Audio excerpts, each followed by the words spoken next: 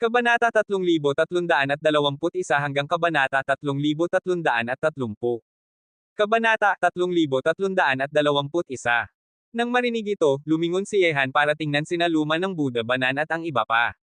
Ang sagradong palamuti ay bumalik na sa pwesto sa pagitan ng kanyang mga kilay. Ngumiti siya ng mapanglo. Hindi siya isang uri ng sugo ng Diyos, ang tunay na sugo ng Diyos ay nawala na sa mundong ito, kahit na ang Diyos ng tadhana ay wala na rin. Kapatid na Banan, ako pong si Yehan ay hindi makakapagtanggap ng ganitong malaking regalo, bukod pa rito ay hindi ako isang sugo ng Diyos. Ang estatwang ito ay tunay namang ang Diyos ng tadhana. Kanina sa loob nito, nakita ko ang mensahero ng hula sa ilalim ng Diyos ng tadhana. Siya ang tunay na sugo ng tunay na Diyos, ngunit ang mensahero ng hula ay namatay na. Sabi ni Yehan nang may mapanglo ng ngiti. Hindi po, ipinakita ni Ginoong Ye ang larawan ng Diyos, kaya natural na siya ay isang mensaherong kinikilala ng tunay na Diyos. Yamang nakita ni Ginoong Ye ang hula ng sugo ng Diyos, pati na rin ang kanyang pagkamatay, ang posisyon ng sugo ng Diyos ay natural na kailangang may magmana, bukod pa rito, si Ginoong Ye ay may nana, itong uri ng marka ay tanging mga tunay na Diyos at sugo lamang ang karapat-dapat magkaroon. Sabi ng Luma ng Buddha Banan habang pinagsasama ang kanyang mga kamay at nagsalita ng mahinahon. Bilang ang pinakamisteryosong henyo sa Budismo, ang Luma ng Buddha Banan ay nag-aangking siya ay muling ipinanganak na Luma ng Buddha. Bagamat hindi alam kung totoo man o hindi, ang kausap ay mas maraming alam na mga lihim kaysa kay Yehan sa pamamagitan ng kasaysayan ng Budismo. Ang marka ng Diyos. Nagtaas ng kilay si Yehan.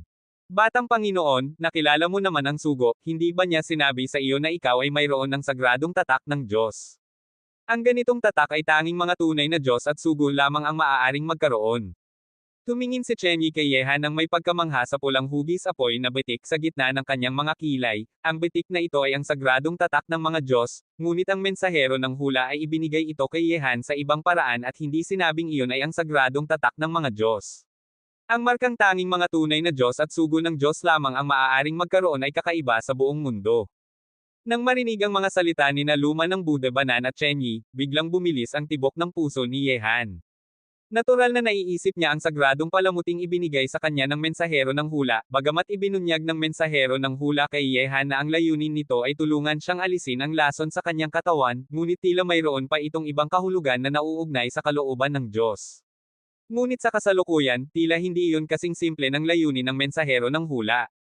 Bago mamatay ang kausap, ipinasan niya ang kanyang sariling sagradong tatak kay Yehan, ibig sabihin, si Yehan ang susunod na sugo ng Diyos. Ngunit hindi sinabi ng mensahero ng hula kay Yehan ang lahat ng ito. Marahil, ito ang dahilan kung bakit ang propeta ay naghintay ng 300 siglo. Sabi ni Yehan sa sarili habang bumaantong hininga. Ang propeta ay naghintay ng 300 siglo. Kung ang tanging layunin lamang ay tulungan siyang alisin ang lason sa kanyang katawan, ay masyadong walang halaga ang 300 siglo na paghihintay. Tanging ang sagradong tatak na ito ang makakapagpahintulot sa mensahero ng hula na maghintay ng 3 siglo hanggang sa dumating si Yehan at ipasa sa kanya ang sagradong tatak na ito. Nang maisip ito, lalong lumakas ang paggalang ni Yehan sa mensahero ng hula, bagamat hindi pa rin niya mahulaan kung ano ang layunin ng mensahero ng hula sa pagpapasa sa kanya ng sagradong tatak sa ganitong paraan. Gayunpaman, bilang isang sagradong tatak na tanging mga tunay na Diyos at sugo ng Diyos lamang ang maaaring magkaroon, ang layunin ng mensahero ng hula ay tiyak na hindi simple. Mas malamang na ito ang iniutos sa kanya ng Diyos ng tadhana bago siya maging tadhana, kaya naman ang mensahero ng hula ay kusang loob na naghintay dito at ipinasa ang tatak kay Yehan. Ang tatak na ito ay tiyak na may espesyal at hindi karaniwang kahalagahan. Siyempre, mula noon, ang pagkakakilanlan ni Yehan ay may kaugnayan na rin sa salitang Diyos. Sagradong tatak. Sa pagitan ng mga kilay ni Yehan, ang pulang hugis apoy na bitik ay sumiklab ng liwanag. Kasunod ng paghawak ng kanyang isip, mga alon ng makapangyarihang lakas ng Diyos ang kumalat mula sa pulang hugis apoy na bitik. Ang paglabas ng lakas ng Diyos na iyon ay nagpapatigili sa lahat ng uri ng buhay at nilalang sa mundo ay nakakaramdam ng uri ng pagpigil mula sa langit at hindi maiiwasang lumuhad at sumamba. Ang mga alagad ng Budismo, sina Chenyi at ang iba pa ay naramdaman ang makapangyarihang lakas ng mga Diyos, at lalong lumiwanag ang pagkamangha sa kanilang mga mukha. Si Yehan na may sagradong tatak ng Diyos ay hindi na katulad ng dati sa kanilang mga mata, parang isang Diyos na. Diyos ng tadhana, mensahero ng hula. Maraming salamat po. Taos-pusong sambit ni Yehan sa kanyang isip, kahit na ito man ay ayos ng Diyos ng tadhana o mga iniisip ng mensahero ng hula, sa kasalukuyang sitwasyon, ang bagong may sagradong tatak na si Yehan ay walang alinlangan na nagtataglay ng napakalaking kalamangan na parang likas na biyaya. Sino sa mundong ito ang hindi natatakot sa mga Diyos? Kahit na ang mga higanteng uri ng lahi, kailangan nilang tumangala at yumuko para sambahin ang mga Diyos, at sa kasalukuyan, si Yehan ay may kaugnayan na sa ganitong antas ng nakataas na pag-iral. Ang sagradong tatak ay nagbigay kay Yehan ng espesyal na pagkakakilanlan, at inimbak ang lahat ng kalooban ng tunay na Diyos sa sagradong tatak, na nagpapahintulot kay Yehan na ilabas ang lakas ng kalooban ng tunay na Diyos nang walang anumang pag-aalala. Sa makatuwid, ang sagradong tatak na ito ay lubhang kapaki-pakinabang kay Yehan sa kasalukuyan man o sa hinaharap. Bukod pa rito, ipinasa ng mensahero ng hula ang sagradong tatak na ito kay Yehan at lihim na kinumpirma ang pagkakakilanlan ni Yehan bilang susunod na sugo ng Diyos. Ang pagkakakilanlang ito ay kasalukuyang kakaiba sa buong kontinente ng mga Diyos at Diablo. Nang maisip na ang lahat ng mga salik na ito, hindi na tinanggihan ni Yehan ang kanyang pagkakakilanlang sugo ng Diyos. Yamang kusang loob na naghintay dito ng 300 siglo ang mensahero ng hula, hindi dapat tanggihan ni Yehan ang ganitong mabuting hangarin. Higit sa lahat, ang mga ugali ni Luma ng Buddha Banan at iba pa ay nagbigay kay Yehan ng hindi malinaw na pakiramdam na ang kanyang pagkakakilanlang sugo ng Diyos ay magiging malaking tulong sa kanya. Huwag kayong masyadong magpakumbaba. Ano man ang aking katayuan, ako pa ring si Yehan na dati kong kilala.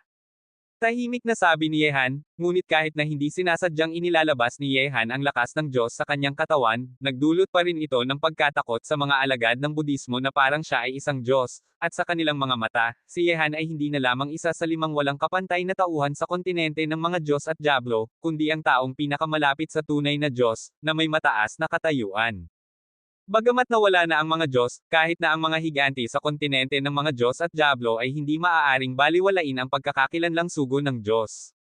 Mga alagad ng Budismo, handang sumunod sa utos ng mga Diyos. Ang luma ng Buddha na 8 paghihirap ay mukhang mahinahon, na may mukhang tapat at may pagkamangha. Bilang ang pinakamisteryosong unang henyo ng Budismo, ang mga salita ng luma ng Buddha na 8 paghihirap ay malaking bahagi ng kumakatawan sa buong Budismo.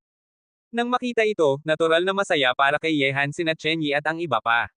Si Yehan, bilang batang Panginoon ng bundok ng batas ng langit at isang alagad ng ninuno ng Taoismo, ay may mataas na katayuan at posisyon. Ilan pa ang ibang tao na makakapantay sa kanya. Higit pa rito, sa kasalukuyan, kahit na ang sektang Budista ay may tahimik na ideyang sumali sa panig ni Yehan, ang sugo.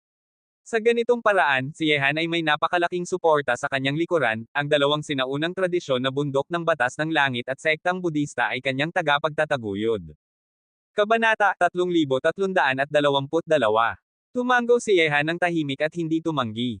Kung makakakuha siya ng suporta mula sa sektang Budista, iyon naman talaga ang gusto niyang makita, at matapos pumasok sa lungsod ng tadhana, ang dahilan kung bakit mas naging malapit si Yehan sa batang Buddha ng Zenjia ay dahil na rin sa pagnanais niyang makipag-ibigan sa Budismo at payagan itong sumali. Sa daan pauwi mula sa lungsod ng tadhana, may malaking hamon pa ring naghihintay kay Yehan, at kailangan din ni Yehan ang suporta ng makapangyarihang sinaunang tradisyon ng Budismo. Matapos mawala ang estatwa ng Diyos, at tahimik na ipahayag ni Luma ng Buddha Banan ang kanyang paninindigan kay Yehan, umalis na ang mga tao isa-isa. Sa ika-10 lugar na ito, yamang may ganitong hindi kapani-pani walang pagkakataon tulad ng estatwa ng Diyos, tiyak na may iba pang magagandang pagkakataon pa. Kailangang magsumikap ang lahat para makuha ito. Ngunit sa pagkakataong ito, maraming nakuha si Yehan. Hindi lamang niya natutunan ang ilang mga lihim mula sa sinaunang panahon, kundi nagmana pa siya ng sagradong tatak ng mensahero ng hula. Kung may paraan para ipasa ang sagradong tatak kay Yehan, tiyak na hindi ito kasing simple ng tila. Bukod pa rito, sa pamamagitan ng estatwang ito, nakakuha rin si Yehan ng pagkakaibigan mula sa Budismo, iyon naman ay isang napakalaking tagumpay. Lumang kaibigan, ano sa palagay mo ang tungkol sa Diyos ng tadhana? Patuloy na ginalugad ni Yehan mag-isa ang ika-10 lugar, ngunit marami pa rin siyang mga tanong tungkol sa Diyos ng tadhana. Ang mga tanong na ito ay plano niyang itanong sa mensahero ng hula, ngunit sa kasamaang palad, bigla na itong nawala bago pa siya makapagtanong. Hindi maunawaan. Simpleng sagot ni Suzuko sa kanya gamit ang ilang salita lamang. Sino ang makakapaghula ng mga iniisip ng mga Diyos noong unang panahon? Ang mga pag-aayos ng tunay na Diyos ay natural na may malalim na kahulugan. Siyempre, Kung titingnan ang kasalukuyang sitwasyon, ang mga pag-aayos ng Diyos ng Tadhana ay tila nakasentro lamang kay Yehan, at ang mga pag-aayos na ito ay ginawa bago pa siya mamatay, kasama na rito ang lahat ng mga braso ng Diyos at Diablo na nakuha ni Yehan. Ang braso ng mga Diyos at Diablo ay sa akin. Sa sandaling ito, bahagya ng naiintindihan ni Yehan ang kahulugan ng mga salita ni Emperador Zinwo, ngunit hindi pa rin ito kumpleto, at sinabi rin ng propeta na ang braso ng mga Diyos at Diablo ay hindi lamang susi sa sinaunang pamana, ang pagpapakita ng mga sinaunang pamana na ito sa lalong madaling panahon para makinabang ang mga susunod na henerasyon ay isang kayamanang laban sa mga dayuhang lahi. Ang kakayahan ng isang tunay na Diyos ay mahirap maunawaan ng mga mortal, lalo na ang Diyos ng Tadhana sa mga limang Diyos. Yamang ang Diyos ng Tadhana ay naging tadhana, magtatanim siya ng iba't ibang pagkakataon para sa mga susunod na henerasyon sa mahiwagang lungsod ng tadhana na ito. Ang ating responsibilidad ay ibalik muli sa liwanag ng araw ang mga pagkakataong ito, at huwag hayaan na sirain ito ng mga dayuhang lahi, at higit sa lahat, malapit na ang panganib sa langit at lupa. Mula sa ilang salitang iniwan ng mensahero ng hula, kahit na si Yehan ay nakaramdam ng katatakutan sa panganib na ito sa mundo. Noong magsama-sama ang lahat ng mga Diyos, hindi nila ganap na napigilan ang panganib na ito, at kahit pa ang Diyos ng Tadhana ay umalis sa kanyang posisyon dahil dito at naging tadhana, maaaring isipin kung gaano kalubha kung muling dumating ang panganib sa langit at lupa. Talaga bang napakatakot ng mga dayuhang lahi? Masyadong kinuyam ni Yehan ang kanyang mga kamao. Hindi pa gaanong marami ang alam ni Yehan tungkol sa mga dayuhang lahi. Ang dalawang makapangyarihang dayuhang lahi sa templo ng Diyos ay hindi naman kabilang sa siyam na dakilang lahi. Sabi ni Suzaku, talaga bang nakakatakot ang mga dayuhang lahi? Iyon ay isang bagay na kailangang paunlarin pa. Sinabi sa iyo ng propeta na pumunta ka sa templo ng Tadhana, kailangan mong puntahan ang lugar na iyon. At ano naman ang nangyayari sa lugar kung saan natutulog ang mga Diyos? Kailangan mo ring malaman iyon. Tumango si Yehan ng tahimik. Matapos makita ang mensahero ng hula, biglang naramdaman ni Yehan na lumakas ang bigat ng kanyang mga balikat. Ngayon, hindi na lamang siya at ang Tianlong ang kanyang iniisip, kundi pati na rin ang buong lupain ng mga Diyos at Diablo. Yamang binigyan ng kagandahang loob ang tunay na Diyos, ayaw ni Yehan na sila ay mabaigo. Dalawang lugar na lang ang natitira bago pumasok sa mahiwagang templo ng Tadhana. Sa oras na iyon, marahil ay malinaw na ang lahat. Tumitingin si Yehan sa malayo, na may kunot na noo. Ang tanging pagpipilian na natitira sa kanya ngayon ay ang hakbangin ito ng paunti-unti. Hindi siya may malaking hanggaring maging tagapagligtas ng mundo, ngunit para hindi mabaigo, kailangan na lang niyang gawin ang lahat ng makakaya niya. Siyempre, bago pa iyon, kailangang lampasan muna ni Yehan ang mahirap na pagsubok pagkatapos umalis sa lungsod ng Tadhana. Kung hindi niya ito malalampasan, anumang ideya ay walang kabuluhan. Kagaya ng nangyari, nang balak na ni Yehan na patuloy na galugarin ang ika-10 lugar, isang mensahe na humihiling ng tulong ang ipinadala sa kanyang jade slip ng kaluluwa. Matapos kunin ni Yehan ang jade slip ng kaluluwa para suriin ang mensahe, agad na lumamig ang kanyang mukha. Talagang may lakas ng loob itong babaeng ito na kumuha ng puwersahan. Akala mo ba talagang kaya niya akong pasigawin? Hindi tumigil si Yehan. Nang ipalaganap niya ang kanyang pangmatagalang paningin sa ika-10 lugar, agad niyang natuklasan ang kalagayan ni Li Zhengdao at iba pa. Sa lakas ni Li Zhengdao at iba pa, hindi sila makakapantay sa taong gustong atakehin sila sa ngayon, lalo na pat ang 10 emperador ng lahi ng Kang ay lahat ay sumulong na sa kanilang lakas. Tungkol kay Kang Tianzang, kung hindi pa niya ito pinapatay, ay pinagtatagalan na niya iyon. Kang Tianzang, talagang gusto mong mamatay. Sa sandaling iyon, sa isang sinaunang guho sa ika-10 lugar, puno ng lamig ang mukha ni Li Zhengdao at iba pa. Sa kasalukuyan, marami na sa kanila ang nasugatan. Habang nakaharap sila kay Kang Tianzang at sa 10 emperador ng lahi ng Kang na pinamumunuan niya, hindi naman mahina si Li Zhengdao at iba pa, ngunit dahil kay Kang Tianzang na isang walang kapantay na tauhan, mahirap pa rin silang makipaglaban. Higit sa lahat, tila determinado si Kang Tianzang na makipaglaban sa kanila ngayong pagkakataong ito nang walang anumang awa. Maliban kay Li Zhengdao at sa anak ng Samsara, sina Zhon Wushuang, Yi Polo, Ling Huqingyi at iba pa ay lahat ay malubhang nasugatan.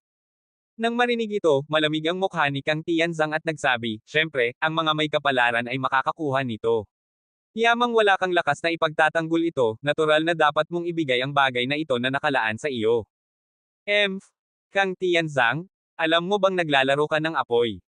Sa lakas mo, kahit na may kalamangan ka ngayong pagkakataon, hindi ka ba natatakot sa aking paghihiganti sa susunod na pagkakataon? Sa sinaunang guho, sa wakas nilang natagpuan ang isang hindi alam na bagay, ngunit bago pa nila maipagbigay alam kay Yehan, sila ay sinalakay ni Kang Tianzang. Paghihiganti, hehe, ako pong si Kang Tianzang ay talagang hindi natatakot sa iyong paghihiganti. Bukod pa rito, sa palagay mo ba talagang gustong alisin ako ng lalaking iyon? Mayroon siyang damdaming walang takot sa kanyang mga mata. Totoo naman tungkol sa pag-alis kay Kang Tianzang, wala pang ganitong ideya si Yehan sa ngayon. Una, may isang emperador Kang Tian na nasa likuran ni Kang Tianzang, at mayroon pang pangakuan sa pagitan ni Yehan at Kang Tianzang. Dahil sa pangakuang iyon, hindi pa muna aalisin ni Yehan si Kang Tianzang. Nang marinig ang mga salita ni Kang Tianzang, napangit ang mukha ni Li Zhengdao at iba pa. Sa kanilang pangkat, kung sino mang may lakas na pumatay kay Kang Tianzang, tanging si Yehan na lamang ang naiwan. Gayunpaman, alam din ni Li Zhengdao at iba pa na hindi pa muna malulutas ni Yehan ang problema kay Kang Tianzang. Kabanata 3323. Mukhang sigurado ka na hindi ako magkakaroon ng lakas ng loob na patayin ka, ngunit alam mo bang kahit na hindi kita patayin, maaari pa rin kitang gawing napakasakit ng buhay. Bigla na lamang, isang walang katapusang tunog ang sumabog na kumalat sa buong mundo, na may dalang kakilakilabot na puwersa at galit, na dumampi sa malayong mundo, parang isang buhawi na dumaan sa ibabaw ng mga ulo ni Li Zhengdao at iba pa, at biglang lumitaw sa kalangitan sa harap ng puwang kung saan naruroon si Kang Tianzang. Nang maramdaman ang kakilakilabot na aura ng puwersang ito na paparating sa kanya, may hindi natural na pagbabago ang nangyari sa mapang-asar na mukha ni Kang Tianzang. Bagamat talagang sigurado siya na hindi siya aatakehin ni Yehan, ngunit sa hindi kapani-pani walang lakas ng lalaking iyon, kahit na hindi siya patayin, sapat na ito para mapahirapan siya ng husto. Ang kakilakilabot na kamao ay lumaki ng walang katapusan sa puwang, na bumuo ng isang bakas ng kamao, na pinipigilan ang mundo, at bumagsak patungo sa kalangitan. Ikatlong kapatid. Nang makita ang tanawing ito, huminga ng maluwag sina Li Zhengdao at iba pa. Ngayong narito na si Yehan, ang hindi alam na lugar na kanilang pinaghirapang hanapin ay hindi na lamang mapupunta sa mga kamay ng lahi ng Kang. Sandata ng hari, pinipigilan ang langit at lupa, sinisira ang langit at lupa.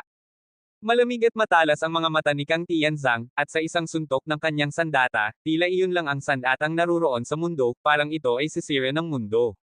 Sa isang iglap ng magbanggaan ang bakas ng kamao na pinipigilan ang mundo at ang mapang-api na sandatang ito, isang alon ng napakalakas na kaguluhan ang sumabog sa langit at lupa, na kumalat sa lahat ng direksyon, na naging dahilan para mabilis na umatras sina Li Zhengdao at iba pa.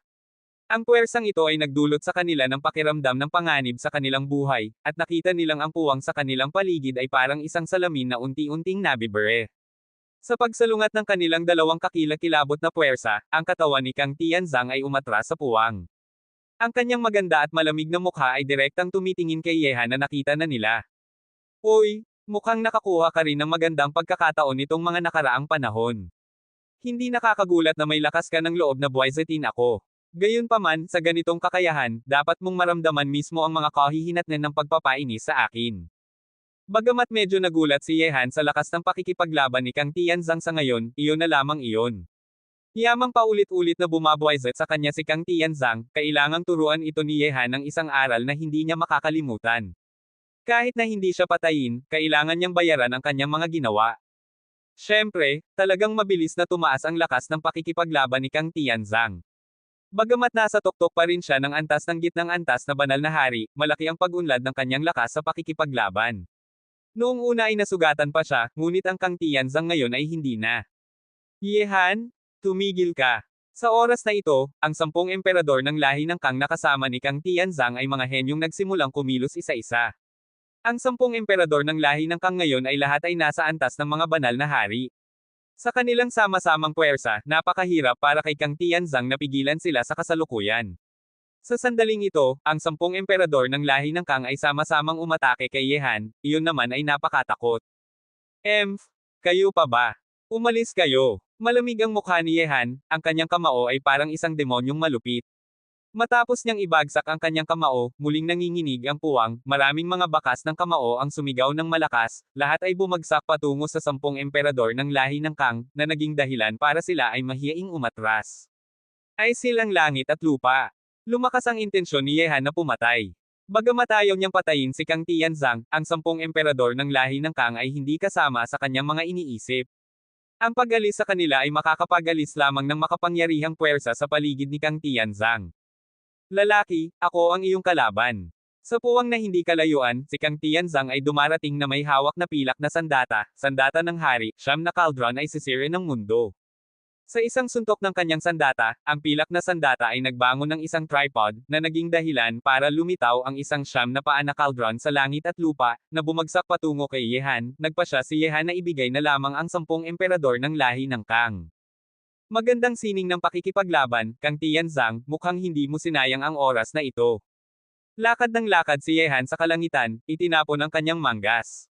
Parang hindi siya gumagamit ng anumang puwersa, ngunit sa isang iglap, lahat sa mundo ay tumigil, kahit na ang mahinang hangin ay tumigil sa pagdaloy, at ang 10 emperador ng lahi ng Kang na umaatres ay lahat ay nakakulong ng isang uri ng mahiwagang kapangyarihan sa puwang, na nananatiling hindi gumagalaw habang nagpapanatili ng iba't ibang posisyon. Sina Li Zhengdao at iba pang nanunood mula sa malayo ay nanatiling nakatayo at hindi makagalaw.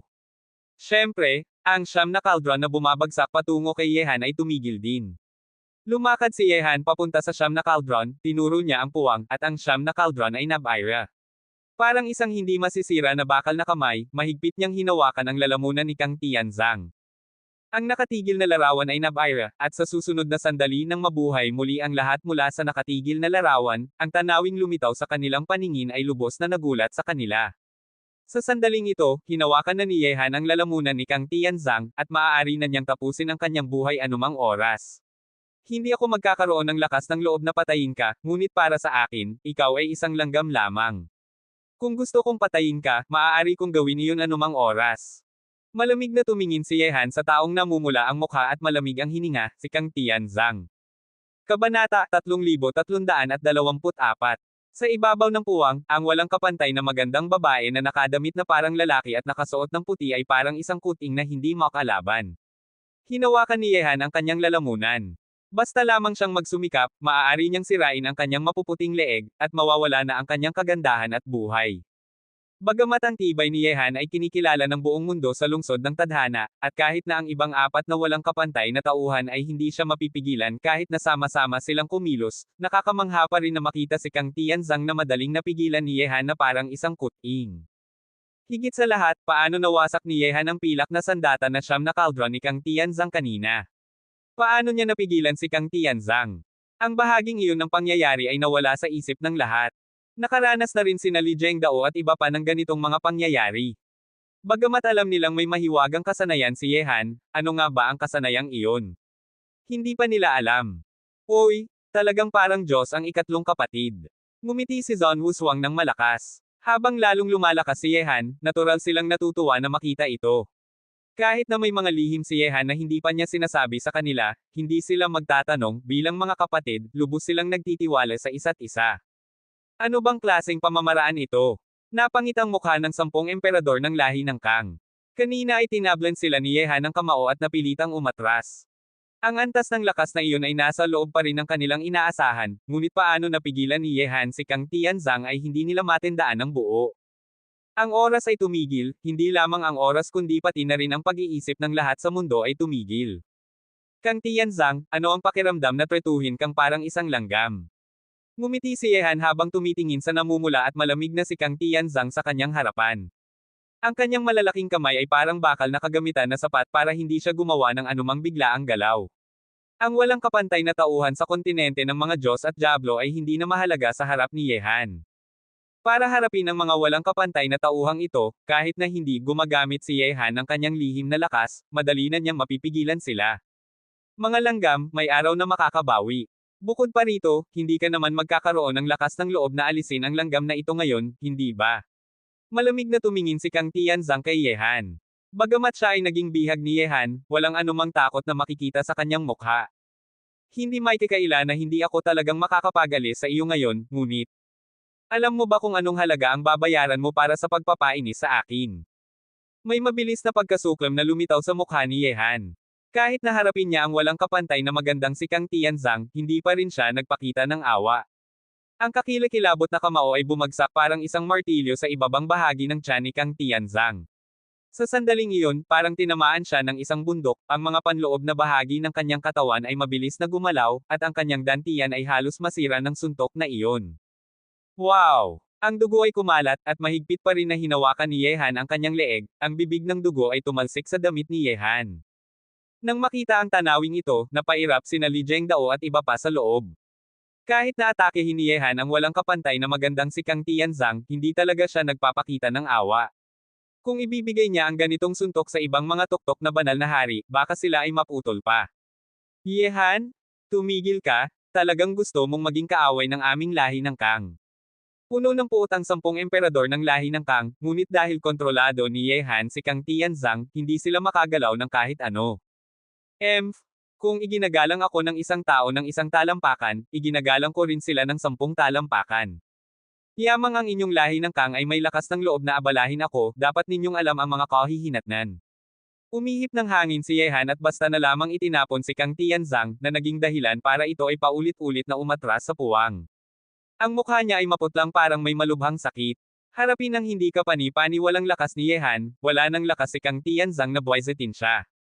Siyempre, totoo rin na hindi pa papatayin ni Yehan si Kang Tianzang ngayon, higit na nagpapalabas lamang siya ng galit sa kanya at nagbabala sa iba pang miyembro ng lahi ng Kang na hindi madali ang kahihinatnan kung sila ay magtangkang na abalahin siya. Sapat na ba iyon? Pinunasan ni Kang Tianzang ang dugo sa sulok ng kanyang bibig at tumingin kay Yehan na may maputlang mukha. Maliban sa kanyang malamig na aura, wala siyang masyadong galit na makikita. Sabihin mo sa akin, ano ang layunin mo sa pagdadala sa akin dito? Walang emosyon na sabi ni Yehan. Alam niyang kung talagang gustong kumuha ng puwersahan si Kang Tianzang gamit ang kanyang lakas, malamang na kalahati o higit pa sa mga kasama ni Li Zhengdao ay mapapahamak na. Ngunit bukod sa pagkakasugat, wala namang ibang nangyari sa kanila, at tila sinasadya ni Kang Tianzang na harapin sila rito para maghintay ng isang bagay. Matapos pag-isipan ng mabuti, ang tanging naiisip ni Yehan ay ginawa ito ni Kang Tianzang para sadyang ilabas siya, ngunit para ilabas siya, kailangang maramdaman ni Li Zhengdao ang napakalakas na panganib para sila ay mapilit na makipag-ugnayan sa kanya. Yamang alam mong may layunin akong ilabas ka, hinampos mo pa rin ako ng husto. Sabi ni Kang Tianzang na may matigas na maputlang mukha. Yamang may lakas ka ng loob na hawakan ang aking kapatid, bakit hindi kita mahawakin? Ngumiti si Yehan at patuloy na nagsalita, ngunit bibigyan din kita ng payo, huwag mong akong abalahin. Kung masyadong pinipilit mo, ikaw mismo ang maghuhukay ng sarili mong libingan. Sa tingin ko, basta hindi mo hahawakan ang iyong mga babae at hindi mo sila papatayin, hindi mo mararating ang iyong pinakamababang hangganan. Sinubukan ni Kang Tianzang na kalmadohin ang sarili at nagsalita, sa kasalukuyan, pareho tayong nasa ika-10 lugar, ngunit alam mo bang ang unang emperador ay narito rin. Sa ngayon, ang ibang 3 malalaking lahi ay sumusunod ng malapit. Hindi ka dapat mahirapang hulaan ang kanilang layunin. Para sa 12 distrito, tahimik na sabi ni Yehan. Matalino ka, sabi ni Kang Tianzang, sa kasalukuyan, ang inyong pangkat ay nauuna sa lahat, ibig sabihin, kayo ang mauunang makapasok sa ika-12 distrito. Gusto ng ibang 3 lahi na makakuha rin ng bahagi sa ika-12 distrito, kaya kailangan nilang habulin kayo. Sa huli, kung ikaw ang mauunang makapasok, malaki ang pagkawala ng iba. Ngunit ang gusto kong sabihin ay hindi mo kayang gawin ng mag-isa ang lahat sa ika-12 distrito. Sinabi ko na ito sa iyo noong nakaraan, ngunit sa kasamaang palad ay hindi mo ito binigyang pansin. Kang Tianzang, bakit mo sa tingin ay dapat kitang pagkakatiwalaan? Ngumiti si Yehan. Dapat kang nakipag-ugnayan na sa mga sinaunang Diyos, hindi ba? At nakakuha ka pa ng markang tanging mga sinaunang Diyos lamang ang mayroon. Walang emosyon na tumingin si Kang Tianzang kay Yehan at nagsalita. Nagbabantay ka ba sa akin? Biglang lumamig ang mukha ni Yehan habang ang nakakatakot na pag-alo ng lakas ay kumalat sa buong mundo. Maliban kay Luma ng Buddha Banan, mga alagad ng Budismo, at si Chen Yi na nakakaalam ng bagay na ito, walang ibang nakakaalam, at tiwala si Yehan na hindi sila siya ipagkakalat. Hehe, hindi naman ganoon kadaling bantayan ka, Yehan. Nakita ko lang ang ilang larawan sa pamamagitan ng altar ng tadhana. Mahinang ngumiti si Kang Tianzang at nagsalita, tandaan mo ba noong una tayong nagkita sa lungsod ng tadhana, sinabi ko ba sa iyo ang tungkol sa pag-andar ng 12 singsing ng buhay? Kabanata 3325. Ang pag-andar ng 12 singsing ng buhay. Nabigla sina Li Zhengdao at iba pa, may iba pa bang pag-andar ba ang 12 singsing ng buhay sa pagitan ng kanilang mga kilay? Kang Tianzang, ano ang ibig mong sabihin? Hindi nagbago ang ekspresyon ni Yehan, dahil hindi pa napapatunayan kung totoo man o hindi ang mga sinasabi ni Kang Tianzang ngayon. Bukod pa rito, nagbabantay ba talaga ito sa kanya ng lihim? O talagang tulad ng sinabi niya, nakita lamang niya ang ilang larawan sa pamamagitan ng altar ng tadhana? Gaano karami ang alam ng kausap? Bago malinaw ang lahat ng ito, hindi basta-basta makakatiwala si Yehan kay Kang Tianzang. Naranasan na niya kung gaano kamausisa ang babaeng ito. Ang mga mata ni Li Zhengdao at iba pa ay nakatuon kay Yehan. Anong pagkakataon ang nakuha niya nitong mga nakaraang araw? Hindi pa nila alam. Talaga bang marka ng Diyos ang bitik sa noo ng ikatlong kapatid? May ganitong pagdududa sa isip ni Li Zhengdao at iba pa. Hindi nila alam ang maraming bagay tungkol sa marka ng Diyos tulad ng alam ni Luma ng Buddha Banan. Mukhang kahit na nakipag-ugnayan ka na sa mga sinaunang Diyos, hindi mo pa rin maintindihan ang pag-andar ng 12 singsing ng buhay. May mabilis na pagpaplano na lumitaw sa mga mata ni Kang Tianzang at patuloy na nagsalita, talagang sinusubaybayan kita sa pamamagitan ng altar ng tadhana, at nakita ko ang ilang mga eksena at nalaman na nakakuha ka ng sagradong tatak ng Diyos. Ngunit hindi ko inakala na hindi mo pa rin alam ang pag-andar ng 12 singsing ng buhay. Nanatiling kalmado si Yehan at tahimik na nagsalita, ito na ba ang layunin mo sa pagpapahirap mong ilabas ako? Siyempre, sabi ni Kang Tianzang, ang lungsod ng tadhana ay may 12 distrito, at tuwing papasok ka sa isang distrito, maaari kang magdagdag ng isang singsing ng buhay. Ang mga singsing na ito ay hindi lamang mga palatandaan para makapasok tayo sa susunod na distrito. Kapag narating na natin ang ika-12 distrito, doon pa talaga makikita ang tunay na pag-andar ng 12 singsing ng buhay. Paano mo naman nalaman ang mga bagay na ito? Nanatiling kalmado ang mukha ni Yehan. Bagamat may katotohanan ang mga sinasabi ni Kang Tianzang ngayon, hindi pa rin niya ganap na pinagkakatiwalaan ito. Mayroon kang sariling pagkakataon, at ako namang si Kang Tianzang ay mayroon din namang sariling pagkakataon. Maaaring may mga bagay akong alam na hindi mo alam. Sabi ni Kang Tianzang, ang pagpasok sa 12 distrito ay ang oras kung kailan talagang gagamitin ang 12 singsing ng buhay. Ayon sa aking nalalaman, ang mga singsing na ito ay may kaugnayan sa templo ng tadhana at sa sagradong tatak ng Diyos, ngunit hindi naman madaling makapasok sa templo ng tadhana. Nang marinig ito, biglang bumilis ang tibok ng puso ni Yehan. Ang tatak ay may kaugnayan sa templo ng tadhana at sa 12 singsing ng buhay, baka ito na ang dahilan kung bakit ibinigay sa kanya ng propeta ang tatak. Kang Tianzang, kahit na mahirap para sa atin na makapasok sa templo ng tadhana, mas mahirap pa kaya para sa iyo. Sa oras na ito, lumapit na rin sina Li Zhengdao at iba pa mula sa puwang sa likuran ni Yehan at nakatayo kasama niya. Hehe, talagang sa tingin ninyo na ang sinumang malakas ay karapat-dapat na makapasok sa templo ng tadhana.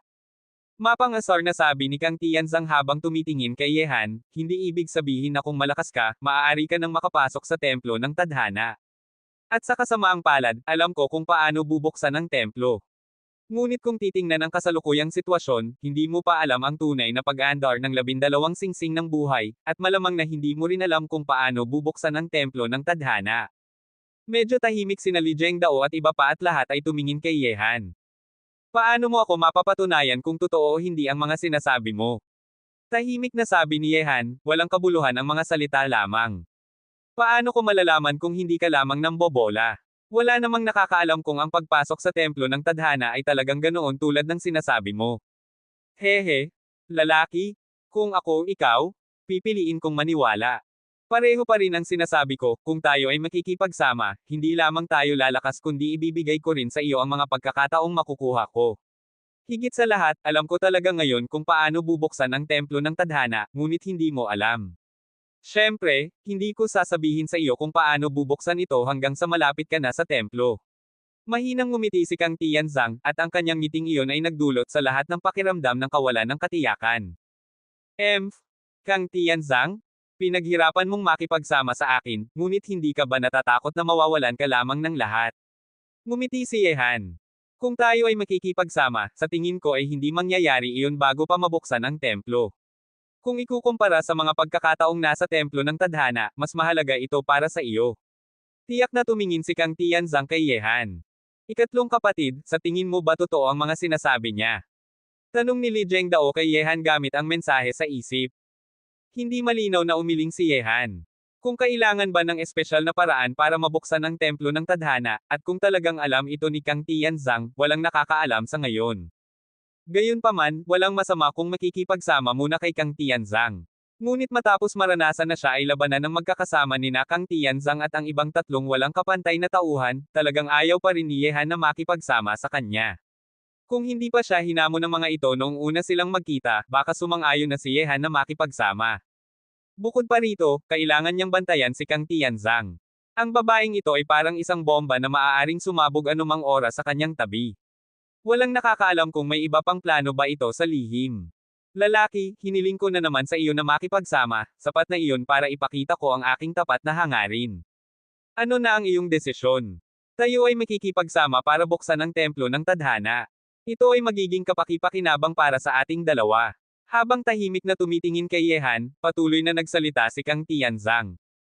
Nang marinig ito, sabi ni Yehan, Kang Tianzang, curious ako, yamang alam mo kung paano bubuksan ang templo ng tadhana, bakit ako pa ang hiniling mong makipagsama? Hindi mo ba hiniling sa unang emperador, kay Wang Chui, o kay Baxie?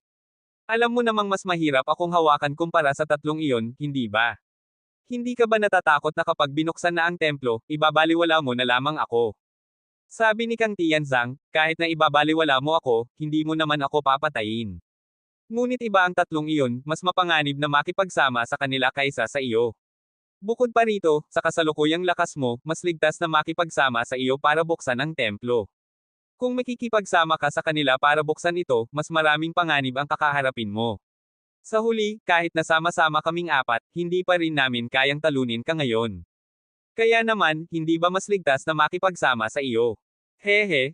Gusto kong makipagsama sa mga taong maingat, ngunit talagang mahirap kang makasama, Kang Tianzang. Ngumiti si Yehan ngunit hindi pa rin siya sumasang-ayon na makipagsama. Ano pa ba ang gusto mo? Kumunat ang noo ni Kang Tianzang. Tahimik na sabi ni Yehan, mabuti naman ang sandatang hawak mo. Hiramin mo ito sa akin ng 2 araw, at kapag binuksan na ang templo, ibabalik ko na ito sa iyo. Kabanata 3326. Ikaw. Lumamig ang mga mata ni Kang Tianzang. Ito ay isang matataas na mahiwagang sandata na nakuha niya sa napakalaking halaga. Napakahirap makakita ng pangalawang sandatang kasing husay nito. Sa kasalukuyan, kakaunti lamang sa mga batang makapangyarihang tao ng iba't ibang lahi ang may ganitong uri ng matataas na mahiwagang sandata. Mukhang hindi sapat ang iyong tapat na hangarin. Ngumiti si Yehan ng malamig. Sige na, lalaki, naniniwala akong tao kang totoo sa iyong mga salita. Huminga ng malalim si Kang Tianzang at direktang itinapon ang kakilakilabot na sandata sa kanyang kamay kay Yehan. Inihagis-hagis ni Yehan ang sandata sa kanyang kamay, ang aura ng sandatang ito ay hindi bababa sa kanyang espada ng mga pagsubok.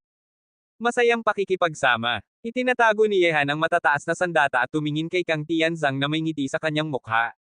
Masayang pakikipagsama. Unti-unting lumambot ang mukha ni Kang Tianzang. Bagamat napakahalaga ng matataas na mahiwagang sandata, kailangan niyang makamit ang pagkakataong makipagsama kay Yehan bago pumasok sa ika-12 distrito. Hindi alam ni Yehan kung paano bubuksan ang templo ng tadhana, ngunit alam niya ito, at kung gusto niyang makapasok sa templo, kailangan niyang umasa sa lakas ni Yehan. Kung wala si Yehan, mahirap bubuksan ang templo ng tadhana. Siyempre, hindi muna sasabihin ni Kang Tianzang kay Yehan ang lahat ng ito sa ngayon. Ang pakikipagsama kay Yehan ay kanyang kasangkapan para makuha ang kanyang ninanais. Siyempre, ang matataas na mahiwagang sandata ay pansamantalang inaalagaan ni Yehan, at naniniwala rin si Kang Tianzang na ibabalik ito ng lalaki sa kanya kapag binuksan na ang templo ng tadhana, dahil kailangan pa rin nito ang kanyang pagtuturo para mabuksan ang templo. Pumunta ka na. Ibinuko ni Kang Tianzang ang 100 gamit ang kanyang kamay. Sa likuran niya ay ang hindi alam na lugar na natagpuan ni Li Zhengdao at iba pa. Ngayong nakipagsama na sila, hindi nakukuha ng puwersahan si Kang Tianzang ng mga pagkakataong iyon, sa kasalukuyan, magkasama silang nakatali sa iisang barko. Ikatlong kapatid, mag-ingat ka. Sabi ni Li Zhengdao kay Yehan gamit ang mensahe sa isip. Tumango si Yehan ng tahimik, lumapit siya at ginamit ang braso ng mga Diyos at Diablo para buksan ang hindi alam na lugar na ito, pinapayagan ni Li Zhengdao at iba pa na pumasok at makakuha ng mga pagkakataon. Pinagmamasdan ni Kang Tianzang na kasama ang 10 emperador ng lahi ng Kang ang tanawing ito ng walang emosyon. Para sa pagkakataong natagpuan ni Li Zhengdao at iba pa, hindi talaga gustong kumuha ng puwersahan ni Kang Tianzang, ang lahat ng ito ay para lamang ilabas si Yehan.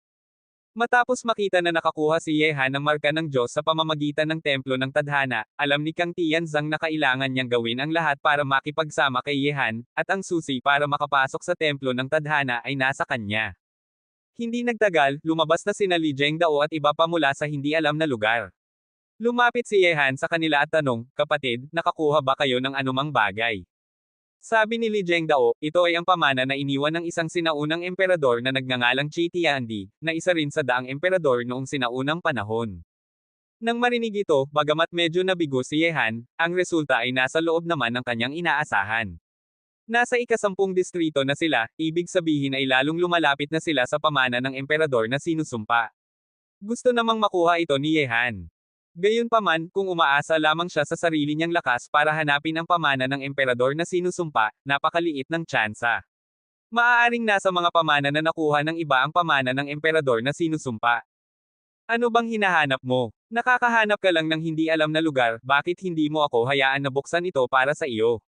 Lumapit si Kang Tianzang na kasama ang 10 emperador ng lahi ng Kang at tumingin kay Yehan.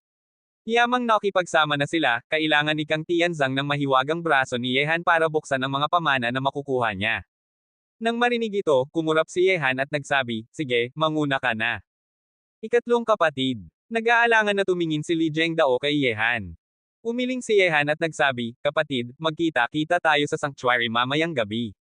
Nang marinig ito, hindi na nagsalita pa si Li Zhengdao at pinamunuan ang iba pang tao palabas, habang si Yehan naman ay nagtungo sa isang direksyon sa pamamagitan ng pagtuturo ni Kang Tianzang. Kitang-kita na may hinahanap ka at gustong-gusto mong makuha ito. Silin din ni Kang Tianzang si Yehan sa kanyang tabi at nagsalita. Tahimik na sabi ni Yehan, "May kinalaman ba ito sa iyo? Tandaan mo ang sinabi mo, may bahagi ako sa pamana." Sabi ni Kang Tianzang, "Syempre, basta tuparin ko ang aking pangako, naniniwala akong hindi ka rin mababaliwala." Hindi na nagpatuloy sa pakikipag-usap si Yehan kay Kang Tianzang. Kapag nakikipag-ugnayan sa matalinong babaeng ito, kailangang maging maingat sa lahat ng bagay.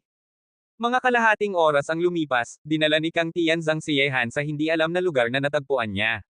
Ngunit nang mahanap niya ito, inilagay na niya ito sa lihim gamit ang isang espesyal na paraan, kaya hindi pa ito natuklasan ng iba. Nang makita ang hadlang na unti-unting lumalabas sa kanyang harapan, ngumisi si Yehan kay Kang Tianzang at nagsabi, "Mukhang plano mo na ito mula pa noon, hindi ba?" Kabanata 3327. Ngumiti si Kang Tianzang at nagsalita, "Simulan na natin, may bahagi ka rin sa pamana dito." Hindi tumanggi si Yehan at binuksan ang hindi alam na lugar gamit ang braso ng mga Diyos at Diablo. Hindi nagpakipot si Kang Tianzang at direktang pumasok para makuha ang pamana. Ang 10 emperador ng lahi ng Kang at si Yehan ay naghintay sa labas. 10 minuto ang lumipas, muling lumitaw si Kang Tianzang sa harap ni Yehan at iba pa. "Maharlika." Lumapit sa kanya ang 10 emperador ng lahi ng Kang. Hindi gumalaw si Yehan at naghintay na ibigay sa kanya ni Kang Tianzang ang bahagi niyang pamana.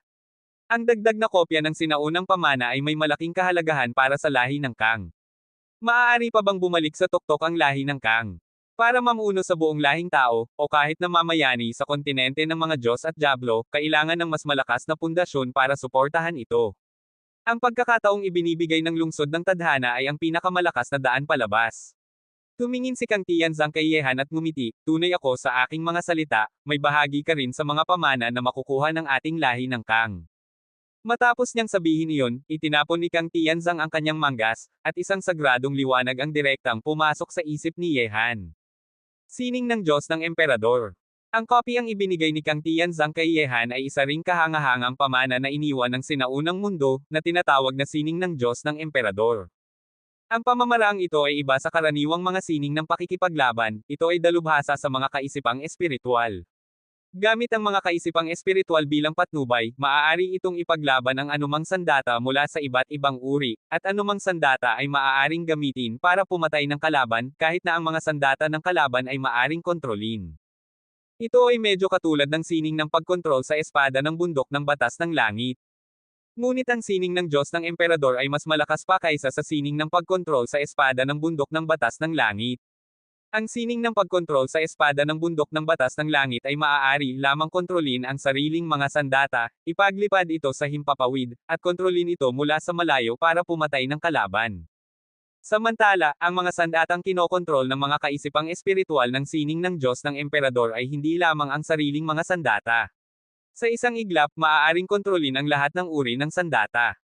Kapag ang sining ng Diyos ng Emperador ay sanayin hanggang sa pinakamataas na antas, maaari itong kontrolin ang libu-libong sagradong sandata. Matapos suriin ang sining ng Diyos ng Emperador na kanyang natanggap, labis na nagulat si Yehan. Ito ang unang pagkakataon niyang makakita ng sining ng pakikipaglaban na dalubhasa sa mga kaisipang espiritual. Tulad ng sining ng magandang kapalaran na kanyang sinasanay, ito rin ay isang ibang daanan sa sining ng pakikipaglaban. Dalubhasa sa mga sining ng pakikipaglaban na may kinalaman sa mga kaisipang espiritual, nakokontrol ang lahat ng uri ng sandata, at kahit na ang mga pinong sandata ng kalaban ay maaring kontrolin, napakapaki-pakinabang sa akin ang sining ng Diyos ng Emperador na ito. Iniisip iyon ni Yehan. Ang ganitong makapangyarihang sining ng pakikipaglaban na hindi pa nakikita sa kasalukuyang panahon ay hindi lamang magdudulot ng hindi inaasahang epekto kapag ginamit sa labanan kundi magpapahirap din sa kalaban na ipaglaban ito. Bukod pa rito, ang sining ng Diyos ng Emperador ay hindi lamang makapangyarihan sa mga labanang isa laban sa isa, malaki rin ang epekto nito sa mga labanang grupo. Kapag ang isang pangkat sa Tianlong ay nakapag-aral na ng sining ng Diyos ng Emperador, tiyak na halos hindi sila matatalo sa mga labanang grupo. Maaari pang kontrolin ang mga sandata ng kalaban, maaari nang isipin kung aling panig ang makakakuha ng kalamangan sa digmaan. Nang maisip iyon, naramdaman ni Yehan na napakabihirang ng sining ng Diyos ng Emperador. Ngunit ang tanging bagay na nagdulot sa kanya ng kaunting pagkasawi ay hindi siya lamang ang makakakuha nito. Paano na? Ngayong tayo ay nakikipagsama na, maaari ka na bang magpahinga ng kaunti sa pagbabantay? Lumapit si Kang Tianzang sa isang pwestong 2 metro ang layo kay Yehan, tumingin kay Yehan na nakikitirik ang mga mata at ngumiti. Natagpuan niya ang hindi alam na lugar na ito matapos niyang pumasok sa ika-10 distrito, ngunit sa kasamaang palad ay hindi niya ito maaring buksan mag-isa, kaya naman kailangan niya ng tulong ni Yehan ngayon. Hindi naman masama na ibigay ang kopya ng sinaunang pamana kay Yehan. Kung ikukumpara sa ika-12 distrito at sa templo ng tadhana, ang pamana dito ay hindi mapapantayan. Nang marinig ito, tahimik na sabi ni Yehan, tayo ay nakikipagsama lamang para magkapakinabangan tayo. Kung gusto mong ibaba ko ang aking pagbabantay, ikaw ba ay talagang nagbaba ng iyong pagbabantay sa akin? Kahit na ganoon, dapat mong maramdaman ngayon ang tapat na hangarin ko sa ating pakikipagsama. Sabi ni Kang Tianzang, nasa ika-10 distrito pa tayo, at susunod na ay ang ika-11 distrito. Bukod sa ating paghihintay para sa ika-12 distrito, marami pang mga hindi alam na pagkakataon ang naghihintay sa atin, mas kakaibigan pa ito kaysa sa mga pagkakataon sa mga nakaraang distrito. Lahat ng makukuha ko ay may bahagi ka rin. Ngunit hinabol na tayo ng unang emperador. Sa tingin ko ay hindi na tayo dapat manatili pa sa ika-10 distrito. Hindi ba tayo mas naaakit sa mga bagay na nasa 2 huling distrito kaysa dito? Hindi ko sa tingin na kailangan kong hayaang gumawa ka ng desisyon para sa akin tungkol dito.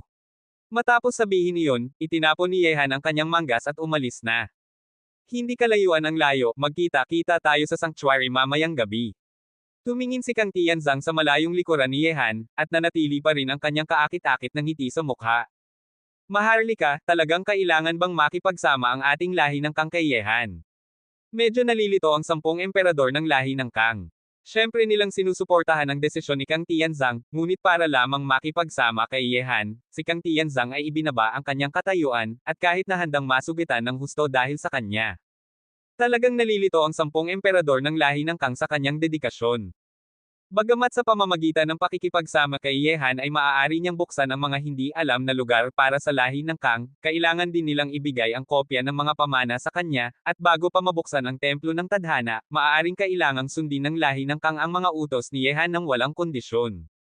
Sa huli, si Yehan ang namamahala sa lahat ngayon, hindi ang lahi ng Kang.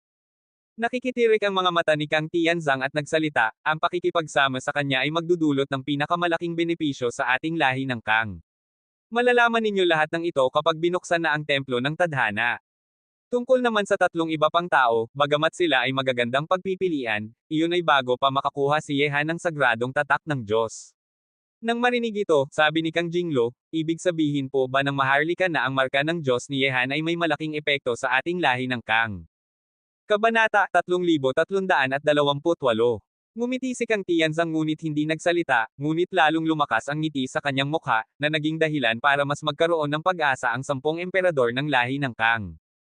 Matapos makahiwalay kay Kang Tianzang, patuloy na gumagala si Ye Han mag-isa sa ika-10 distrito, naghahanap ng mga pagkakataong hindi pa natuklasan ng iba. Hindi itatanggihan ni Ye Han na may katotohanan ang mga sinasabi ni Kang Tianzang. Ang mga susunod na makakapunta rito ay sina Wang Chuyi at Prinsipe Baxia. Ngunit mayroon siyang makapangyarihang kasangkapan na si Chen Limo, kaya naman nais niyang suriin ng maingat ang buong ika-10 distrito. Gamit ang makapangyarihang kakayahan ng kanyang Chen Limo, mas mabilis siyang makakahanap ng mga pagkakataon kaysa sa iba. Ito ay isang lihim na hindi alam ng marami, kabilang na sina Kang Tianzang at kahit na ang mga kasapi ng kanyang pangkat. Gumagabi na. Sa ibabaw ng puwang, tumingin si Ye Han sa kalangitan. Lumamig na rin ang temperatura sa hangin. Ang lakas ng mga sinaunang Diyos at Diablo ay muling bumabalot sa mundo. Hindi na pinili ni Ye Han na patuloy na maghanap. Hindi niya pa natagpuan ang isang makapangyarihang pagkakataon, ngunit nakakuha siya ng maraming mga sirang bagay na naiwan mula sa sinaunang panahon, lahat ay mga sandata ng sinaunang emperador na kailangang ayusin. Pagkatapos noon, direktang pumunta si Ye Han sa sanctuary na matatagpuan sa gitnang bahagi ng ika-10 distrito. Malapit na silang pumasok sa ika-11 distrito, at kahit na sa hinahangad na ika-12 distrito. Kailangang talakayin ni Ye Han kasama ang kanyang pangkat at maghanda para sa mga darating na pangyayari.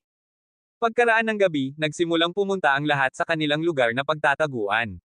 Pagkatapos ng isang araw na paghahanap, ang mga maswerteng tao ay maayos na nakahanap ng mga pagkakataon at hindi gaanong nadanas ng panganib. Ngunit para sa mga hindi maswerteng, karaniwan na ang mawala ng buhay. Nang dumating si Ye Han sa sanctuary sa gitnang bahagi, ganap na ng gabing madilim. Sa loob ng sanctuary, maliwanag ang mga ilaw, at may mga alagad mula sa akademya ng Zinwo at Budismo na nagbabantay sa paligid para pigilan ang mga grupo ng mga hayop na umatake sa gabi. Ang iba pang tao ay nag-eensayo sa sanctuary. Mula nang pumasok sila sa lungsod ng tadhana, malaki ang pag-unlad ng lakas ng lahat. Sa pangkat ni Ye Han, walang sinumang nag-eensayo na nasa ibaba ng antas ng banal na hari. Mabuhay ang mensahero ng Diyos. Hari ng Shengguo. Nang makita ang pagbabalik ni Ye Han, lahat ng mga alagad ng Budismo at Akademya ng Zinwo ay nagpakita ng paggalang. Lalo na ang mga alagad ng Akademya ng Budismo, makikita sa kanilang mga mukha ang tapat na paggalang at pagkatakot, parang nakita na nila ang isang sinaunang Diyos.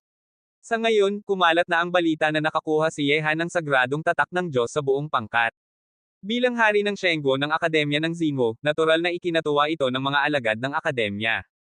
Ang pagdating ng isang mensahero ng Diyos sa Akademya ng Zinwo ay isang matataas na karangalan na maaaring italo sa mga talaan ng Akademya para pag-aralan ng mga susunod na henerasyon ng mga alagad.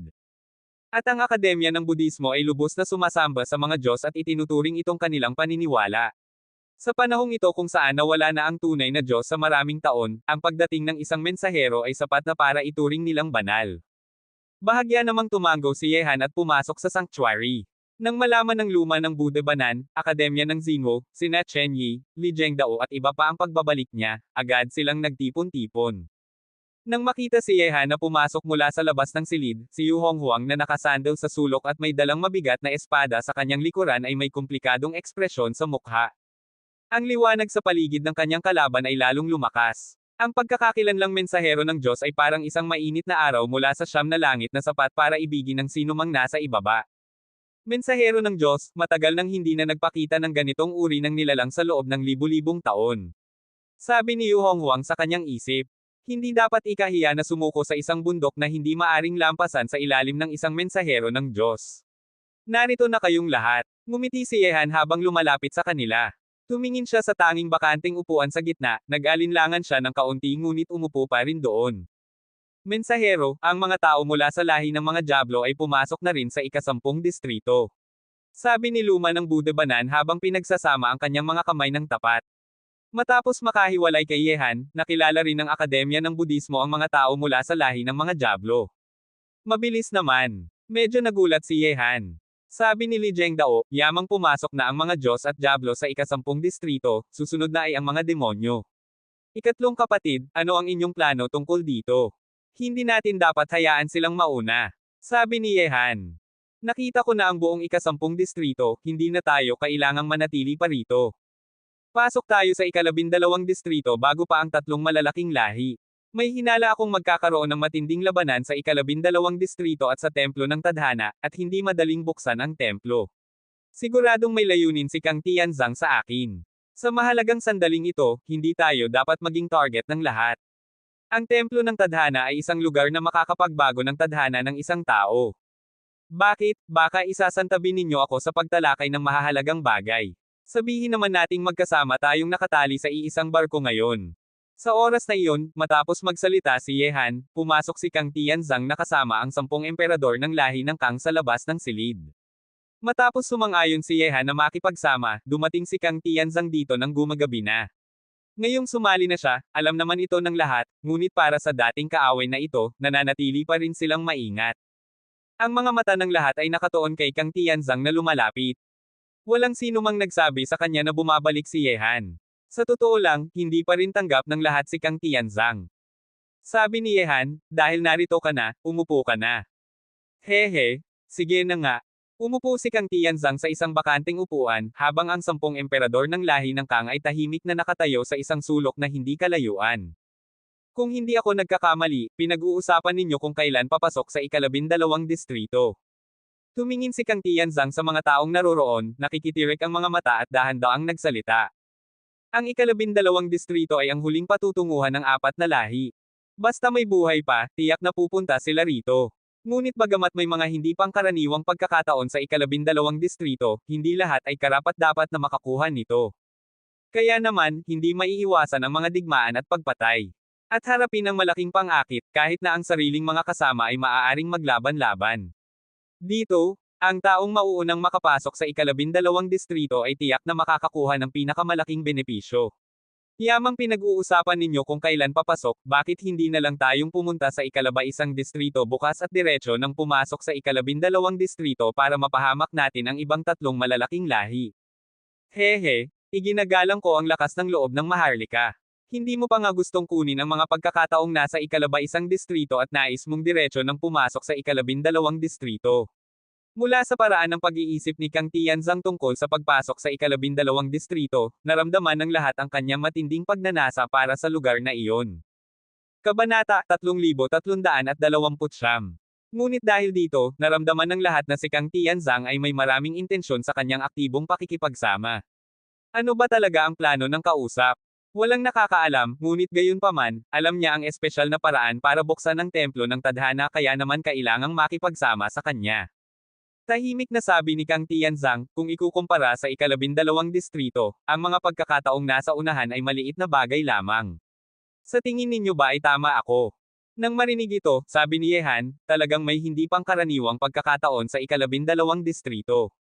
Sa ngayon, hinabol na tayo ng ibang 3 malalaking lahi, at kahit na ang mga protoss at demonyo na nakahabol na sa atin ay maaaring naghahanda na para pumasok sa ika-12 distrito. Hindi na tayo maaaring magpatuloy pa sa pagkaantala at hayaan silang mauna. Ganito na lang, bukas ay sisimulan na nating taasan ang ating mga singsing ng buhay para pumasok sa ika-12 distrito, pagkatapos ay patuloy na tatanggap ng mga gawain para mapataas pa ang mga singsing natin at maghanda para sa ika-12 distrito. Ikatlong kapatid, talagang ibabaliwala na lang natin ang ika-11 distrito. Nagkunot ang noo si Kang Tianzang at nagsalita. Sabi ni Yehan, hindi naman. Iwan na lang natin ang ika-11 distrito sa akin. Isang araw lang ay sapat na para suriin ko ito. Hindi ako makakalimot ng anumang pagkakataon. Kailangan ninyo lang na tumanggap ng mga gawain para mapataas ang inyong mga singsing ng buhay. Ibabahagi ko sa inyo ang mga pagkakataong makukuha ko sa ika-11 distrito para mapabilis ang oras ng ating pagpasok sa ika-12 distrito. Nang marinig ang mga salita ni Yehan, walang sumalungat. Bagamat ipinangako niyang ibabahagi ang mga pagkakataon sa ika-11 distrito, kahit na hindi niya ibahagi, hindi rin ito magiging problema para sa mga taong sumusunod sa kanya. Sa kanilang paglalakbay, bagamat maraming problema ang kinakaharap ni Yehan, malaking bahagi ng mga pagkakataong kanilang nakuha ay dahil sa kanya. Ngumiti si Kang Tianzang at nagsalita, yamang walang sumalungat, lalaki, sundin na lang natin ang iyong plano. Bukas ay papasok na tayo sa ika-11 distrito. Tumango si Yehan at hindi na naabala pa si Kang Tianzang. Hindi natagpuan ang pamana ng emperador na sinusumpa sa mga naunang distrito, kaya naman sa huling 2 distrito ay tiyak na naroon pa rin ito sa isang lugar. Kaya naman hindi basta-basta bibitawan ni Yehan ang ika-11 distrito. Maaaring nasa ika-11 distrito ang pamana ng emperador na sinusumpa, at kahit na hindi, kailangan pa rin niyang hanapin ito para makuha ang kanyang kapanatagan. Matapos ang pagpupulong, nagkawatak-watek na ang mga tao. Si Yeching at Ao Zishuan ay nanatili pa, at tumingin kay Yehan na bahagyang nakakunot ang noo. Lumapit si Yeching sa kanya at nagsalita, lalong lumalapit na tayo sa ika-12 distrito. May iniisip ka ba o nag-aalala ka? Nang marinig ito, ngumiti si Yehan at umiling, medyo maingat lang ako tungkol sa ika-12 distrito. Matapos umalis sa lungsod ng tadhana ay hihintayin si Yehan ng kanyang pagsubok. Hindi niya ito sinasabi sa sinuman, at natural na hindi rin niya sasabihin kay Yeching at iba pa sa oras na ito. Bagamat medyo curious si Yehan tungkol sa ika-12 distrito, hindi siya nag-aalala. Biyaya na kung makukuha niya ito, at kung hindi naman, hindi niya ito mapipilit. Nakakuha na siya ng sapat na mga pagkakataon sa lungsod ng tadhana. Ang talagang nagpapaisip sa kanya ay ang pagsubok pagkatapos niyang umalis sa lungsod, makakaya niya bang makaligtas ng ligtas? Si Kang Tianzang ay hindi maaaring may mabuting intensyon. Baka naman hindi natin kayang makapasok sa templo ng tadhana kung wala siya.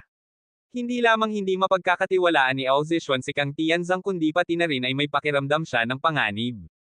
Sa huli, ang babae ay napakaganda ngunit patuloy na umaakit kay Yehan.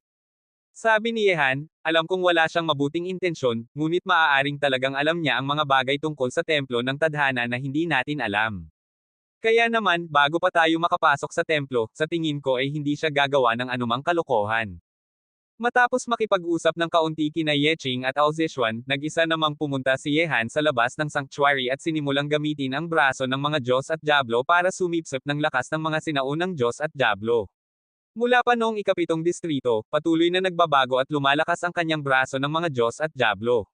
Ngayon, ang lakas ng braso ay nasa pagitan ng matataas na mahiwagang sandata at ng mga sandata ng sinaunang emperador. Sa huli, ang braso ng mga Diyos at Diablo ay ang pinakamakapangyarihang sandata sa ilalim ng matataas na mahiwagang sandata mula pa noong una, kung hindi man ay hindi ito makikilala bilang ang pinakamahusay na kamao ng mahiwaga sa ilalim ng emperador ng langit.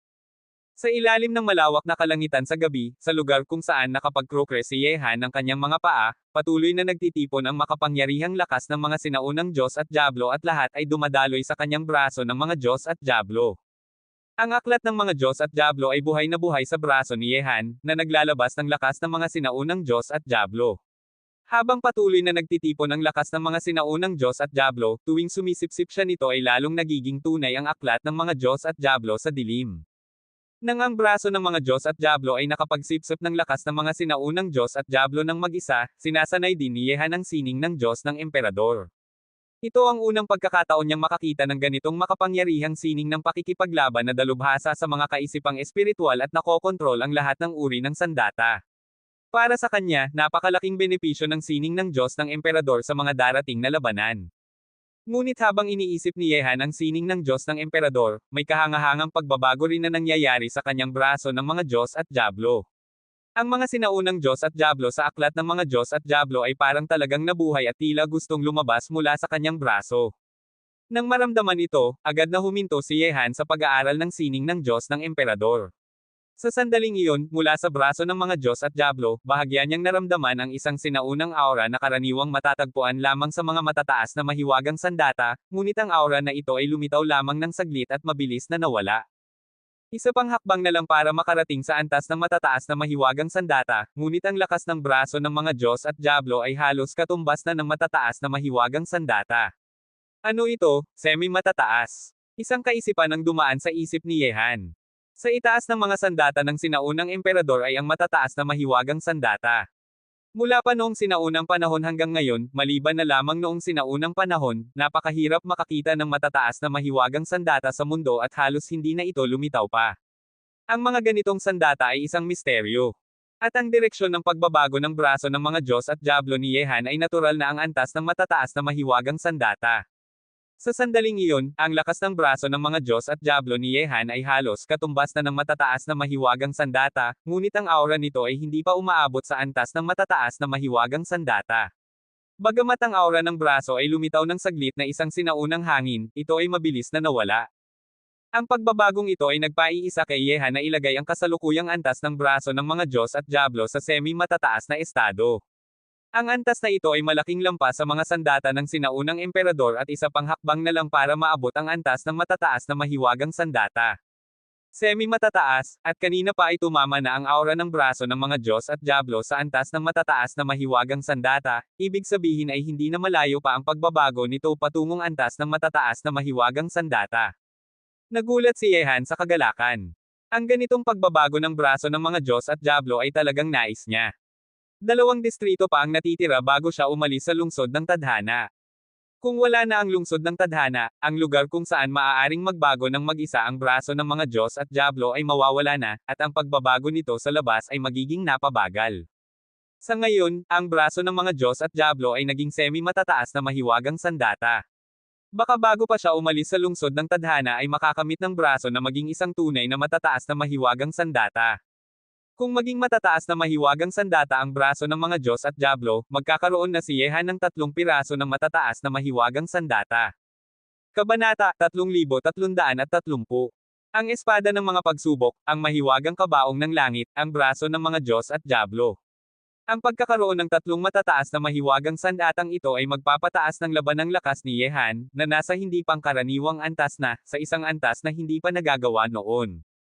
2 distrito na lang ang natitira bago ako umalis sa lungsod ng Tadhana. Mukhang kailangan kong magsumikap pa para sa pagbabago ng braso ng mga Diyos at Diablo. Iniisip iyon ni Yehan. Ang braso ay nasa isang hakbang na lang para maabot ang antas ng matataas na mahiwagang sandata.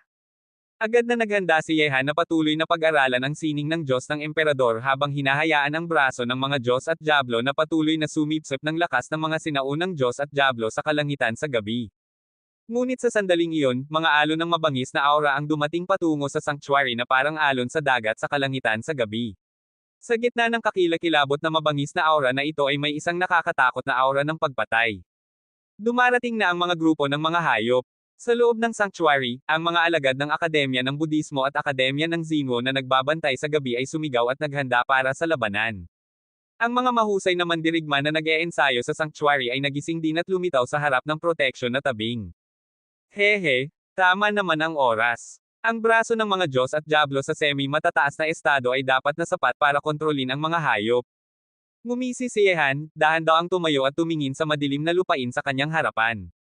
Ang ginintoang kiling ay sumunod din pagkatapos nito ng isang hiyaw at tumayo sa tabi ni Yehan. Mula nang kainin nito ang sinaunang banal na dugo, unti-unting lumalaki na ang ginintoang kiling patungo sa pagiging ganap na matanda. Sa kasalukuyang lakas nito, sa buong pangkat, malamang na si Yehan lamang ang makakapaglaban dito. Ang isang tao at isang hayop ay nakatayo sa labas ng sanctuary, at mukhang sila ay nasa sabik. Gusto ng isa na subukan ang lakas ng braso ng mga Diyos at Diablo, at gusto ng isa na higit na matuno ang sinaunang banal na dugo sa kanyang katawan sa panahon ng labanan para palakasin ang kanyang lakas. Sa isang iglap sa ilalim ng mga mata ng lahat, ang mga umuungal na grupo ng mga hayop ay nagmadaling tumakbo sa ilalim ng kalangitan sa gabi, at kahit na ang hangin sa kalangitan ay umiikot na parang alon sa lawa. Patayin! Ang mga maayos na sigaw ay narinig sa kalangitan sa gabi, at lahat ng mahusay na mandirigma sa sanctuary ay nagsimula ng umatake. Ang lakas mula sa langit ay parang ulan ng mga pana na bumalot sa mga umuungal na grupo ng mga hayop. Ngunit bago pa man lumitaw ang mga ataking ito, ang tao at hayop sa labas ng sanctuary ay nagmadaling tumakbo patungo sa mga grupo ng mga hayop. Ang braso ng mga Diyos at Diablo ni Yehan ay nagtuturo ng lakas ng mga sinaunang Diyos at Diablo sa kalangitan sa gabi. Ang kanyang kamao ay parang isang sandatang kayang pumatay ng libu-libong tao. Kapag ang isang kamao ay bumagsak, ang isang halimaw na kasing laki ng isang bundok ay mapuputol ng kanyang isang suntok, at kahit na ang lakas na nagmumula rito ay maaaring pumatay ng mga mabilis na halimaw sa paligid. Ang isang tao at isang hayop ay hindi mapigilan sa mga nagwawasak na grupo ng mga hayop. Kahit na ang mga grupo ng mga hayop sa ikalabaisang distrito ay mas makapangyarihan at mabangis kaysa sa mga grupo ng mga hayop sa anumang naunang distrito, hindi nila mapipigilan ang paglakad ng isang tao at isang hayop, parang sila ay isang mga tagapag-ani ng mga halimaw, na lumalaban papasok at palabas sa mga galit na grupo ng mga hayop. Ang braso ng mga Diyos at Diablo ay naging semi-matataas na estado, kasama ang patuloy na lakas ng mga sinaunang Diyos at Diablo sa kalangitan sa gabi. Ang lakas na taglay ni Yehan sa sandaling iyon ay parang hindi na mas mababa sa espada ng mga pagsubok. Siyempre, ang lakas ng braso ng mga Diyos at Diablo ay hindi pa mas mataas sa espada ng mga pagsubok sa ngayon, ngunit ang braso ay konektado sa katawan ni Yehan kaya naman mas madaling gamitin ito. Sa gitna ng mga kakilakilabot na grupo ng mga hayop na ito, ang mga katawan ng ilang halimaw ay kasing lakas ng mga sandata ng sinaunang emperador, ngunit hindi pa rin nila mapipigilan ang suntok ng braso ng mga Diyos at Diablo ni Yehan. Ang isang suntok lamang ay sapat na para talunin ang isang katlo ng mga halimaw sa lahat ng direksyon. Nang makita ito, kahit na ang mga taong nakakilala kay Yehan at sa gininto ang kiling ay labis na nagulat. Tuwing nakikita nilang ipinapakita ni Yehan ang kanyang laban ng lakas, kahit na hindi niya gamitin ang kanyang sining ng pagkakaroon ng larawan para mapataas ang kanyang lakas ay hindi mapantayan. Sa sandaling ito, kahit na hindi niya gamitin ang makapangyarihang sining ng pagkakaroon ng larawan, kayang niyang talunin ako sa lahat ng aspeto. Kapag ginamit na niya ang sining na iyon. Nakikitirik ang mga mata ni Kang Tianzang at tumingin sa likuran ni Yehan na gumagalaw sa gitna ng mga grupo ng mga hayop. Bahagyang napanig ang kanyang katawan. Gusto niyang makahabol at malampasan pa si Yehan, ayaw niyang matalo. Sa ika-12 distrito, ang templo ng tadhana ay ang kanyang tanging pagkakataon. Kailangan niyang pumasok sa ika-12 distrito at makakuha ng mas makapangyarihang pamana para mayroon siyang pundasyon para hindi matalo. Ito rin ang dahilan kung bakit si Kang Tianzang ay handang gawin ang lahat para makipagsama kay Yehan at makapasok sa templo ng tadhana. Ang agwat sa pagitan ng ibang apat na walang kapantay na tauhan at kay Yehan ay lalong lumalaki. Kung gusto nilang makahabol, sino namang ayaw na makapasok sa templo ng tadhana para baguhin ang kanilang sariling tadhana. Mabilis na, sa pamamagitan ng pagpatay ng dalawang tagapag-ani ng mga halimaw na sina Yehan at gininto ang kiling, at sa sama-samang pagsisikap ng lahat sa sanctuary, ang mga grupo ng mga hayop ay tumigil sa loob ng wala pang kalahating oras. Ang mga grupo ng mga hayop na pumasok ay nag-iwan ng mga bangkay na parang mga bundok. Sa kasalukuyang lakas ng pangkat ni Yehan, ang mga grupo ng mga hayop ay hindi na isang krisis. Matapos talunin ang mga grupo ng mga hayop, nagpatuloy pa rin si Yehan sa pag-eensayo sa labas ng sanctuary. Habang pinag-aaralan niya ang sining ng Diyos ng Emperador, hinahayaan niya ring sumipsip ng mag-isa ang braso ng mga Diyos at Diablo ng lakas ng mga sinaunang Diyos at Diablo para maghanda para sa pagbabago nito patungong matataas na mahiwagang sandata. Mabilis na lumipas ang isang gabi, at umaliwalas na ang langit noong ikalawang araw. Umalis ang lahat mula sa sanctuary at pumunta sa altar ng tadhana para tumanggap ng mga gawain at maghanda para pumasok sa ika-11 distrito. Hindi rin nagawang magpahinga si Yehan, tumanggap din siya ng gawain para mapataas ang kanyang singsing ng buhay. Siya rin ang bahala sa pagpasok sa ika-11 distrito para hanapin ang mga hindi alam na lugar, at kailangan din niyang hanapin ang pamana na iniwan ng emperador na sinusumpa kaya naman hindi pwede na magtagal pa. Sa loob ng wala pang isang oras, ang singsing ng buhay ni Yehan ay tumaas na hanggang sa 100,000,000 puntos ng singsing ng buhay, at pumasok na siya sa ika-11 distrito bago pa ang iba.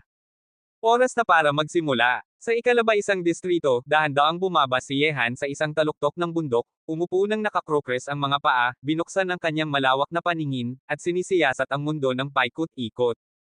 Pagkatapos pumasok sa ika-11 distrito, ayaw na ni Yehan na magtagal pa. Ang kanilang pangkat ay kasalukuyang buong lakas na papasok dito, at maaari ring gumagalaw na patungo sa ika-11 distrito ang ibang mga lahi. Para sa pamana na iniwan ng emperador na sinusumpa, kailangang mahanap ito ni Yehan bago pa ang iba.